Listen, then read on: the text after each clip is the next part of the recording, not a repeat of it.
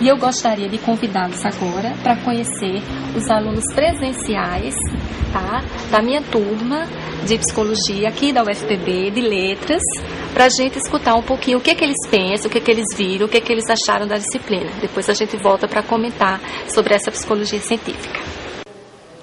Muitas pessoas pensam que a psicologia ela vai tratar apenas com pessoas com problemas mentais.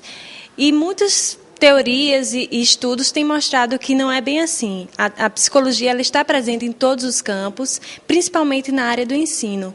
Isso se faz necessário, principalmente para o professor, identificar as características dos seus alunos, pois essas características psicológicas vão influenciar diretamente no processo ensino-aprendizagem. Por isso, estudamos algumas teorias que vão ser expostas por nossos colegas a seguir. Bom, uma das primeiras teorias que nós estudamos é a teoria de Piaget, que muito embora não seja uma teoria educativa, ela pode ser aplicada na educação e é muito importante para os professores conhecê-la, pois ela permite que nós, professores, conheçamos um pouco sobre o funcionamento da mente do aluno no processo de aprendizagem, o que facilita, além da relação aluno-professor, também as atividades de ensino e a preparação das aulas.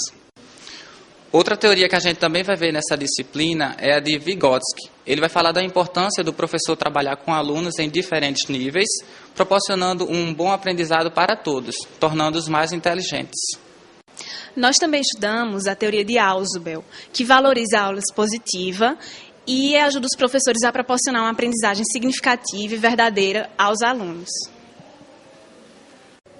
Uma outra coisa que nós aprendemos aqui na disciplina foi a conhecer os adolescentes através da psicologia para poder aplicar melhor nossos assuntos na sala de aula. Porque conhecendo os adolescentes, a gente começa sem preconceitos e fica melhor deles aprenderem.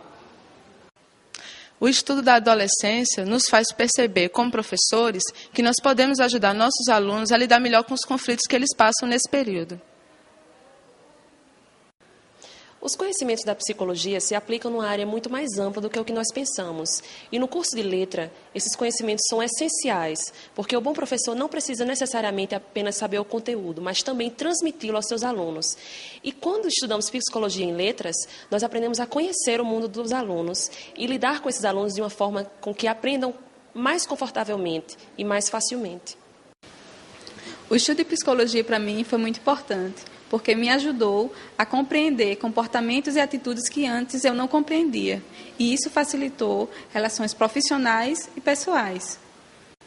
O curso tem sido muito importante para mim, porque tem me ajudado a crescer como pessoa e profissionalmente. O meu relacionamento com os alunos tem melhorado bastante. Eu espero que vocês gostem.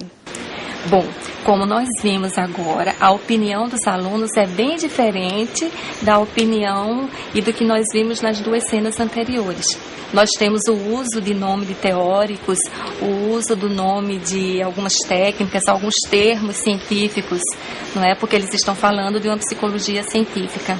Então, cada um deles, eu não sei se vocês observaram, falou sobre um tópico da disciplina. Então, nessa disciplina, a gente pretende estudar um pouco sobre as relações humanas, e por isso que a gente estuda a adolescência, porque vocês que são da licenciatura em letras vão ensinar alunos que estão nessa fase do desenvolvimento, na fase da adolescência. Então, é preciso saber como esses adolescentes se desenvolvem, quais são os seus principais conflitos, como o professor pode intervir e ajudar na construção da identidade desses adolescentes e na aprendizagem dos conteúdos. Quer dizer, o professor tem uma dupla função. Além de passar o conteúdo, de trabalhar o conteúdo do qual ele é responsável, ele precisa também ser alguém que facilite a passagem desse adolescente por essa fase, que é uma fase da evolução humana bastante complexa, certo? E que precisa realmente de um olhar esclarecedor, não preconceituoso, mas esclarecedor. Então, a gente estuda as teorias que explicam quais são as características dos nossos adolescentes e como melhor lidar com eles. Uma segunda parte da disciplina também são as teorias relacionadas à aprendizagem. Então, a gente vê Piaget, e Piaget a gente vai estudar a concepção genética da aprendizagem. Como é que a mente funciona para Piaget? O que acontece na minha cabeça quando eu começo a raciocinar? O que acontece que um bebê nasce, não sabe falar, não sabe articular as palavras e depois se transforma em alguém tão inteligente, capaz de ir à lua, de inventar técnicas tão incríveis como nós sabemos. Então, como é que se dá essa evolução cognitiva, essa evolução da inteligência? E Piaget vai dizer para a gente como é que isso acontece. Quando nós sabemos disso, aí nós temos condições de aplicar melhor a literatura ou a língua portuguesa, seja lá qual for o nosso conteúdo, a essa forma de pensamento do adolescente. Certo? Então, Piaget vai falar dessa parte cognitiva de como se aprende. Depois a gente tem o Lev, Semenovic e Vygotsky, que é um autor russo extremamente importante, estudado hoje nas mais diversas áreas e principalmente na educação. E ele vai falar para a gente a importância da formação do ser humano, de como que nós somos foi introjetado de dentro para fora. É fruto, aliás, de fora para dentro. É fruto de uma construção, de uma interação social. Então, nós somos aquilo que as nossas interações permitem que nós sejamos. Quando a gente aprende isso, a gente tem condições de formar na nossa sala de aula interações mais proveitosas, mais profícuas, que possam surtir aprendizagens e uma elevação da inteligência muito mais interessante do que quando nós trabalhamos com os alunos individualmente.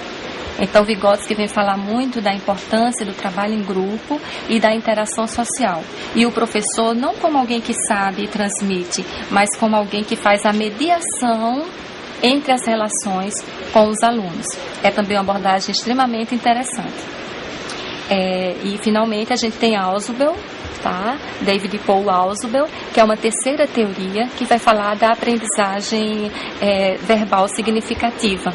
E ele vai dizer que uma aula expositiva, ao contrário do que muita gente pensa, também pode repercutir numa aprendizagem significativa.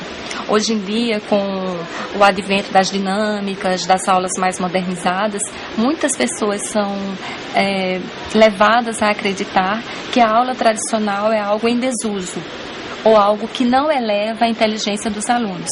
E Ausubel vai mostrar para a gente que depende da aula. Que às vezes uma dinâmica pode ser tão vazia quanto uma aula que não permite a participação do aluno. E aí ele vai dar dicas de como formar essa aula, de como expor um conteúdo, seja ele oral ou seja ele escrito. Além de ensinar para a gente coisas importantes, como os mapas conceituais, que seriam, digamos assim, a tomografia ou a ressonância da nossa mente, né? De como a nossa mente pega os conceitos e articula. O mapa conceitual mostra isso no papel. Então, Ausubel vai nos ensinar não só recursos para a sala de aula, mas também recursos para como a gente aprender melhor. Eu considero uma teoria extremamente importante para qualquer área e para nós, estudiosos, pesquisadores, professores, principalmente.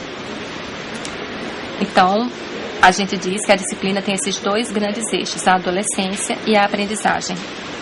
Tá? E eu espero que vocês tenham compreendido o porquê que nós vamos estudar essas coisas. Tenham compreendido que a psicologia não é apenas um evento da clínica ou um evento para quem tem perturbações psicológicas, mas a psicologia é para todas as pessoas e a psicologia é também para você.